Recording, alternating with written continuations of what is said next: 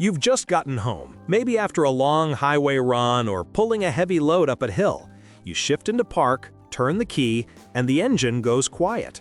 In that moment of silence, you might have just done some serious and seriously expensive damage to your engine without even realizing it. That simple, thoughtless habit is something most drivers do every single day, and it's a ticking time bomb for your turbocharger. You think you're doing everything right for your diesel engine. You buy good fuel, you change the oil on time, you never miss a scheduled service. But there's a critical step that gets overlooked, a tiny detail that can lead to a catastrophic failure down the road. And yes, while this is especially critical for older turbo diesels, the laws of physics haven't changed, and this applies just as much to the brand new truck sitting in your driveway. Let's break down the single biggest mistake turbo diesel owners make and how you can avoid a four-figure repair bill with a simple change in your routine. Number 1. The anatomy of a catastrophe. So what actually happens when your turbo fails? It's not a quiet, gentle process. Think of it this way. A turbocharger is a precision-engineered component with a central shaft spinning on a set of bearings lubricated by a constant, high-pressure flow of engine oil. When those bearings fail from heat and oil starvation, the shaft develops play. First, you might hear a siren-like whine. Soon after, the compressor and turbine wheels, which are spinning at speeds exceeding 100,000 revolutions per minute, can start to graze their housings. At these speeds, graze quickly becomes disintegrate. The blades shatter, sending a shower of razor-sharp metal shrapnel directly into your engine's intake and exhaust systems.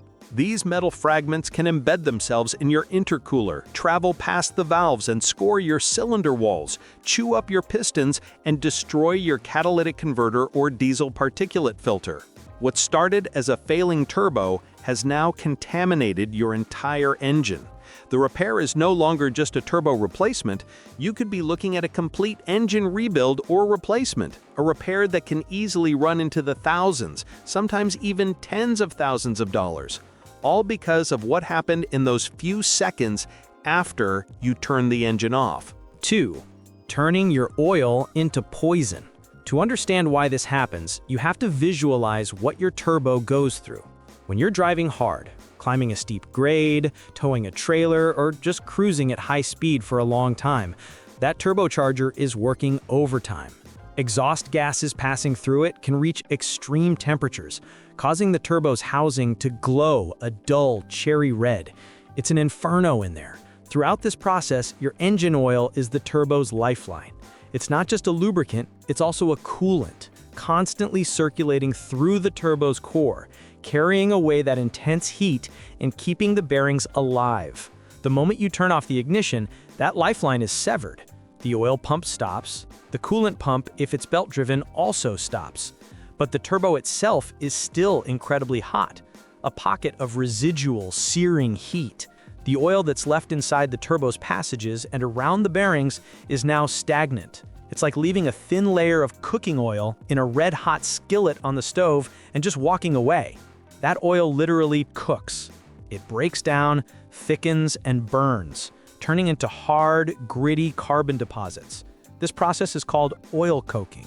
These tiny bits of carbon are abrasive, and over time, they build up, layer by layer, slowly clogging the tiny critical oil passages and starving the bearings of fresh lubrication the next time you start the engine. 3. The myth of modern invincibility. Right now, you might be thinking, but I have a new truck. It has a water-cooled turbo and fancy oil coolers. This doesn't apply to me.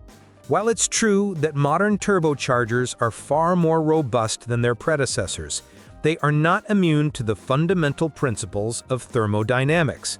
Water cooling helps, absolutely. It allows coolant to continue absorbing some heat through a natural siphoning effect, even after the engine is off.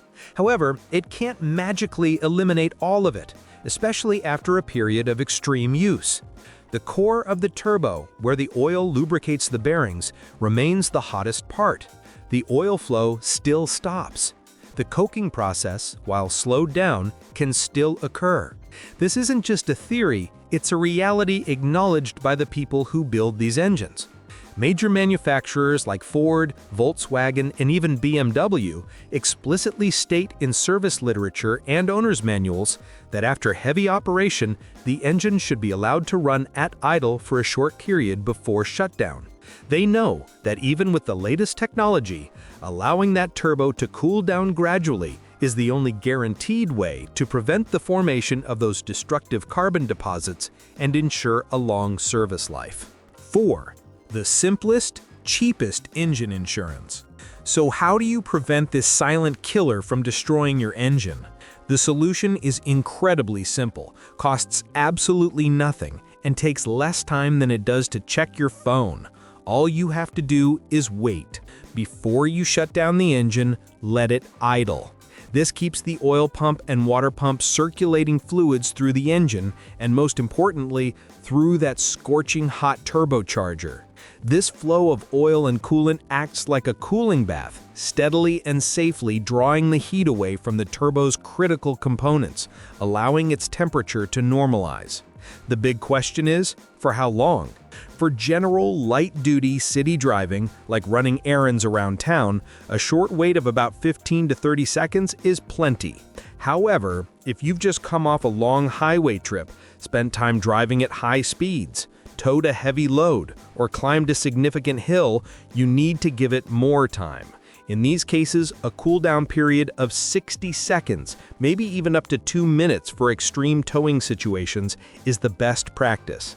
It's the cheapest and most effective insurance policy you can get for your engine's most expensive component. 5. 3 more golden rules for diesel care. Since we're on the topic of keeping your turbo happy, let's cover 3 other quick but crucial tips that go hand in hand with the proper shutdown procedure. First, always use the correct oil viscosity.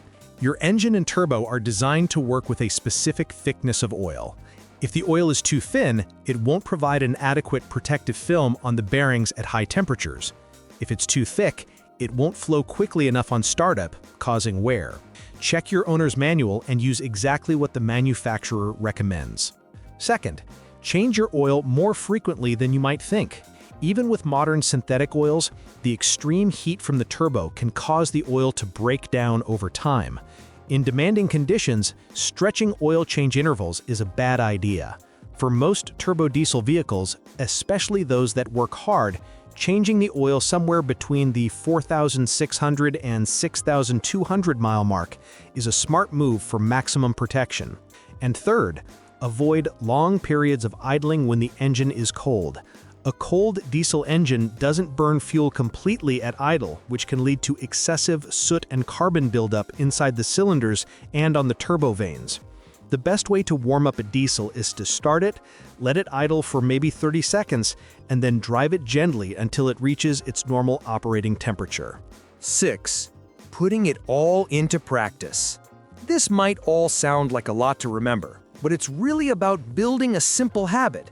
Think of it as a mechanical cool-down for your vehicle, just like an athlete would do after a race. Let's make it practical. You just drove 5 minutes to the local coffee shop and the engine barely warmed up. In that case, you can pretty much shut it down right away. The turbo never got hot enough to cause any issues. Now picture this. You just spent the last 2 hours on the interstate cruising at 75 miles per hour. When you pull into the rest stop, that is the perfect time to let it idle for a full minute while you gather your things before turning the key. Or maybe you just pulled your boat up a long, steep ramp out of the lake. Your engine was under maximum load.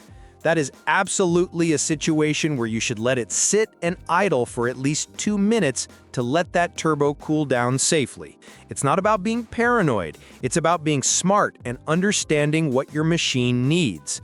This simple act of patience will extend the life of your turbo and, by extension, your engine, saving you from a massive headache and an even bigger repair bill in the future. And that's pretty much it for this one. A small change in your daily habit can make a huge difference in the health of your diesel engine. If you found this information useful, give the video a thumbs up and maybe consider subscribing for more tips to keep your vehicle running strong. Check out the other videos on your screen for more projects and advice. Thanks for watching, and we'll see you on the next one.